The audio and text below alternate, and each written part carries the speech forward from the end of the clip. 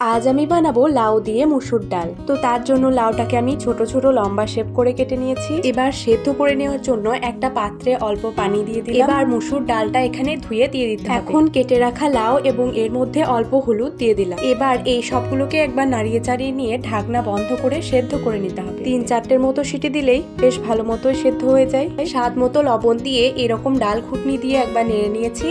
তোমরা চাইলে চামচ দিয়েও এটা করে নিতে পারো। এখন ফোড়নের জন্য কড়াইতে দিয়ে দিলাম অল্প সরিষার তেল। এবার এর মধ্যে দিয়ে দিলাম গোটা জিরে ও শুকনো লঙ্কা। এগুলিকে কয়েক সেকেন্ড নেড়ে নিয়ে কুচি করা পেঁয়াজ এর মধ্যে দিয়ে দিলাম। পেঁয়াজটা যখন এরকম ডার্ক ব্রাউন হয়ে আসবে তখন সিদ্ধ করে রাখা ডাল এর মধ্যে দিয়ে দিয়েছি। এবার এখানে কয়েকটা কাঁচা লঙ্কা ও ধনিয়া পাতা কুচি দিয়ে দিতে হবে।